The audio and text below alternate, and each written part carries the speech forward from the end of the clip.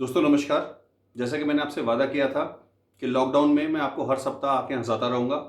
उसी सीरीज़ में मेरी तीसरी जो परफॉर्मेंस है वो मैं आपके सामने रखने जा रहा हूँ।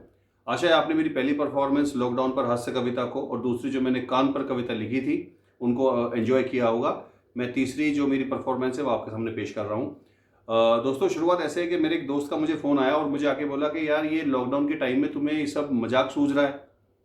और मैंने उससे कहा भाई बाहर पता नहीं क्या-क्या सूझ रहा है, घर में बैठा हूँ तो मुझे मज़ाक ही सूझ रहा है, तुम बाहर जाके देखो तो क्या सूझता है।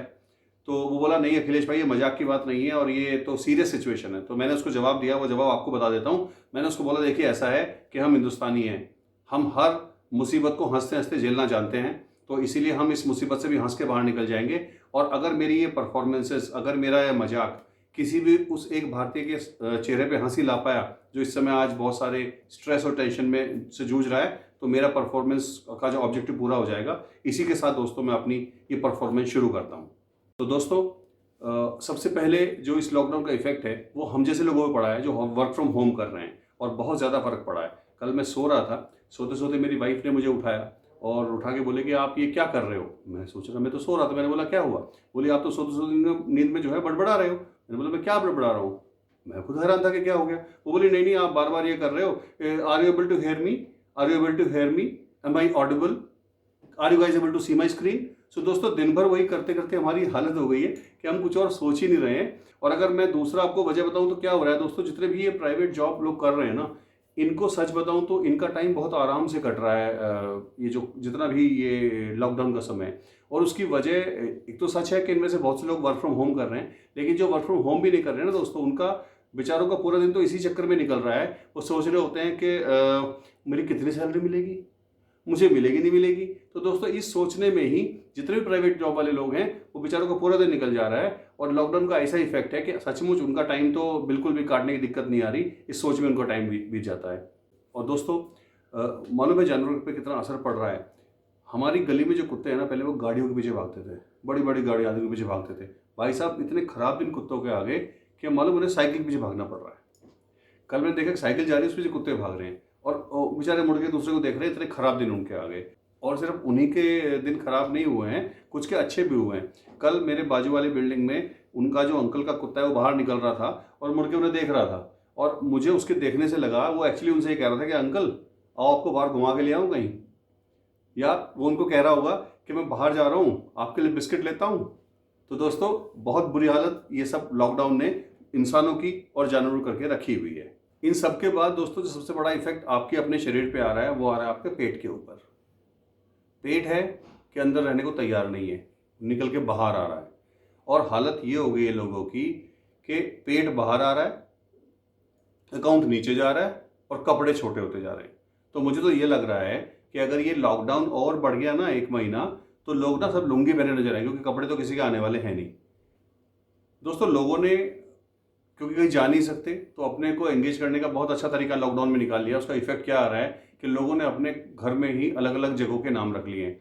एक मेरा दोस्त है, उसने अपने ड्राइंग रूम का नाम रख लिया गोवा, अपने बेडरूम का नाम रख लिया है शिमला, रसोई का वो बोलता है मनाली। तो अगर उससे पूछो और कहाँ है, बस यार गोवा में हूँ। अच्छा दोस्तों, आपने देखा होगा कि जो एक सैनिटाइज़र है ना, सैनिटाइज़र, अब सैनिटाइज़र के बारे में सोचो। तो सैनिटाइज़र की हालत पहले ये थी कि परिवार का जो सबसे नकारा लड़का होता है वो हालत सैनिटाइज़र की थी। मतलब सैनिटाइज़र वही यूज़ करते थे जो बहुत हाई फाई स्टाइल के लोग हैं या बहुत शो ऑफ वाला मानते थे हम लोग। आम आदमी की उसको कीमत नहीं होती थी। तो जो मेडिकल शॉप पे या जो मेडिकल फैमिली में सैनिटाइज़र की कीमत वो होती थी, सबसे नकारा लड़के की होती है। और कोरोना ने भाई साहब उसकी हालत ये कर दी कि जैसे उसके बाद उसकी गवर्नमेंट जॉब लग गई हो। आज उसकी वैल्यू सबसे ज़्यादा होगी, इसकी वैल्यू सबसे ख़राब थी। और उसके बाद जो सबसे बड़ी जो मतलब जहाँ मैं आज बच गया रिस्क में, सबसे बड़ी मैं चीज़ आपको बता रहा हूँ दोस्तों, आज से अखबार पढ़ना छोड़ दो आप। क्योंकि सुबह मेरे साथ क्या हुआ, मैंने अखबार पढ़ा और अखबार में मेरा अपना राशिफल पढ़ा अपना। मेरे राशिफल में लिखा था आपका दिन बहुत अच्छा है और आज यात्रा का योग है। तो वो तो मैं समझदार था, मैंने नहीं माना। अदरवाइज यात्रा का योग हो ना हो, वो सूजी का योग जरूर हो जाता हमारे घर में। और दोस्तों मेरे फ्रेंड है, डॉक्टर है, मैंने उसको फ़ोन किया। तो ये भी आप लॉकडाउन के इफेक्ट को समझ सकते हैं कि क्या इफेक्ट हो रहा है। मैंने उसको फ़ोन किया, मेरा फ्रेंड डॉक्टर है, मैंने बोला और क्या हाल चल रहा है? बोला ठीक है। मैंने बोला डॉक्टर साहब आजकल तो कुछ ज़्यादा काम नहीं चल रहा होगा। बोले नहीं यार, एक नई तरह की बीमारी आई हुई है और बहुत सारे उसके मेरे पास पेशेंट आते रहते हैं। तो मैं हैरान था, मैंने बोला ये कोरोना के पेशेंट देख रहे हैं। मैंने बोला डॉक्टर साहब कब कोरोना के पेशेंट की बात कर रहे हो क्या? बोला नहीं नहीं, आ तो वो कोरोना की वजह से ही रहे हैं, लेकिन वो कोरोना के पेशेंट नहीं है। मैं फिर हैरान था कि ऐसी कौन सी बीमारी आ गई। मैंने बोला डॉक्टर साहब थोड़ा डिटेल में बताइए। बोला नई बीमारी आई है, उसमें जो पिछवाड़ा है वो सूजा होता है और कमर में दर्द होता है। तो आजकल तो सारे मरीज मेरे पास इस नई बीमारी के ही आ रहे हैं। मैंने बोला वाह डॉक्टर साहब, ये तो खैर ठीक है। तो ज़रूरी है कि सब फिर से सेम मैसेज जो आजकल बार बार बांटना ज़रूरी है कि घर में रहें, ताकि न तो आपकी सूजी रहे और न आप डॉक्टर साहब के पास जाएँ। अच्छा भाई, ये जो हमारा लॉकडाउन का सिचुएशन है ना, एक्चुअली इसकी हैंडलिंग बिल्कुल ऐसे हो रही है जैसे कि हड्डियों का डॉक्टर को सिचुएशन हैंडल करता है, और मोदी जी वो हमारे हड्डियों के डॉक्टर हैं। क्योंकि हड्डियों के डॉक्टर के पास क्या होगा, आपकी हड्डी टूट जाती है, आप जाते हो तो डॉक्टर आपसे पहले क्या करता है, पहले आपको कच्चा प्लास्टर बांध देता है। कच्चे प्लास्टर को बांधने के बाद आप उसके पास जाते हो, 7 दिन 10 दिन का प्लास्टर किया है, फिर वो देख के उसे पक्का प्लास्टर कर देता है। और अगर पक्के प्लास्टर से वो पूरा नहीं होता, जब समय पूरा होता है वो उसकी जांच करते हैं, अगर वो उसमें गड़बड़ निकलती है तो वो फिर से उसे आगे बढ़ा देते हैं। तो दोस्तों हमारे साथ तो यही हो रहा है। मोदी जी ने पहले हमें 1 दिन का वो पट्टी बांध के भेज दिया, फिर हमें 2 वीक का जो है हमारा कच्चा प्लास्टर किया, उसके बाद हम पक्के प्लास्टर में हैं। अगर ये पक्का प्लास्टर हमारा कामयाब नहीं हुआ और मोदी जी ने 3 मई को फिर से एक्सरे किया और एक्सरे करके बोलेंगे भाई अभी नहीं होता, वो नहीं हो सकता, तो वो इसे आगे बढ़ा देंगे। तो दोस्तों बहुत ज़रूरी है अपने इस प्लास्टर को संभाल के रखो, ताकि लॉकडाउन के जो इफेक्ट हैं ये एक्सट्रीम इफेक्ट ना बन जाए और हम इनसे बाहर निकल पाएँ। सो दोस्तों, जैसे मेरे उस दोस्त का फ़ोन आया था और उसकी बात गलत नहीं थी, सचमुच हम परेशानी में हैं। उसने मुझसे ये कहा था कि यार अपनी वीडियो में कुछ ज्ञान की बात ज़रूर करना। तो मैं अपनी वीडियो में आपको 2 ज्ञान की बातें बताना चाहता हूँ।